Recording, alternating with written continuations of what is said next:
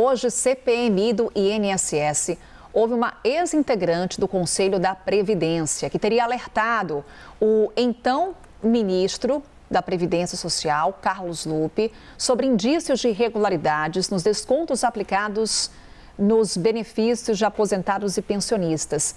Tem também um outro depoimento aguardado para hoje de um ex-dirigente de uma das entidades suspeitas de envolvimento nas fraudes. Quem vai contar para a gente, então, quem será ouvido por deputados e senadores é o Pedro Moreira. E até trazendo aqui um balanço do que temos até aqui também desses trabalhos, né, Pedro? Mais uma vez, bom dia para você. Traz para a gente, então, como é que fica essa agenda da CPMI do INSS hoje e também nessa semana. Oi, Carol, bom dia para você mais uma vez, para quem está com a gente, ótimo começo de semana. Então, nas segundas-feiras, a CPMI tem marcado reuniões para o período da tarde, né? Então, está marcado para as 4 da tarde essa reunião de hoje, que tem como único item de pauta ouvir depoimentos, né? Os depoimentos são 2 convocados, mas a CPMI tem usado essa estratégia de convocar 2 pessoas, mas acaba ouvindo apenas uma delas, porque para tentar evitar que os convocados consigam habeas corpus no Supremo Tribunal Federal. Então, a esperança dos parlamentares é que, chamando 2 pessoas, se um deles conseguir um habeas corpus, ainda tem a possibilidade de tentar ouvir a outra pessoa, né?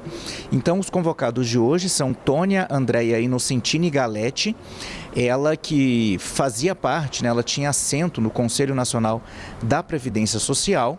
É interessante também citar, Carol, que ela era uma representante do Sindinap, o Sindicato Nacional dos Aposentados e Pensionistas da Força Sindical, que na semana passada, nas últimas semanas, tem tido aí bastante destaque no noticiário e nos trabalhos da CPMI, porque é no Sindinap também que um dos irmãos do presidente Lula, o Frei Chico, ocupa um cargo também de dirigente, né? Hoje ele é diretor vice-presidente.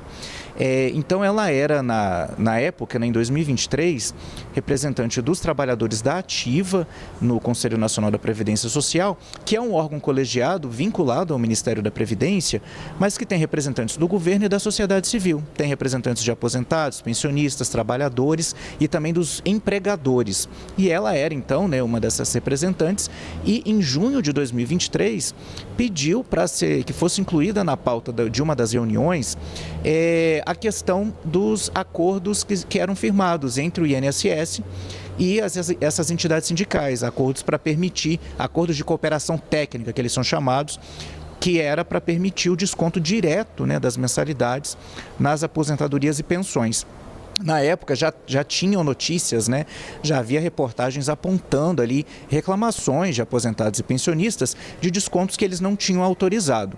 E aí, na ocasião, o então ministro da Previdência Social, Carlos Lupe, que também ocupa o cargo de presidente desse conselho, do Conselho Nacional da Previdência Social, ele recusou o pedido de inclusão de pauta naquela reunião, disse que a pauta já estava fechada, prometeu discutir esse tema mais para frente, mais para o futuro. Só que isso só foi acontecer mais de um ano depois, quando já tinha a apuração sendo feita tanto pelo Tribunal de Contas da União quanto pela Controladoria Geral da União. Então, o depoimento dela é bastante aguardado, por causa disso, por causa dessa situação, né, dela ter sido uma das primeiras a ter pedido para o Conselho Nacional de Previdência Social para ir atrás dessa questão dos descontos. E o outro convocado de hoje é o Felipe Macedo Gomes, ele que era dirigente, ele é ex-dirigente da Amar Brasil Clube de Benefícios, que é também uma das entidades investigadas, teria também promovido descontos sem autorização em aposentadorias e pensões. É alvo das investigações da Polícia Federal, portanto, então, um ex-dirigente de uma dessas entidades investigadas. Agora, Carol, você comentando aí sobre um balanço, né, do que a CPI tem feito, a gente tem percebido uma movimentação mais forte da base governista para tentar controlar os trabalhos da CPMI, né?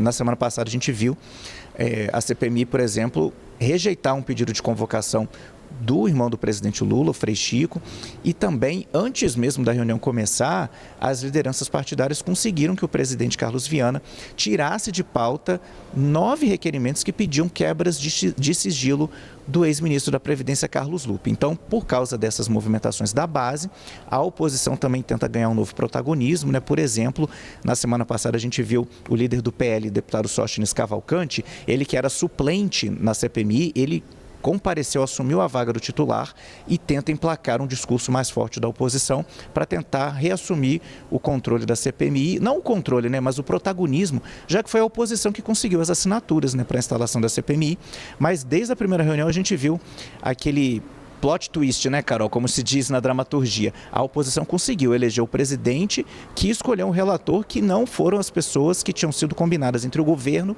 e o presidente do Congresso Nacional. Mas depois dessa reviravolta na primeira reunião, a base conseguiu realmente retomar o controle do colegiado, Carol.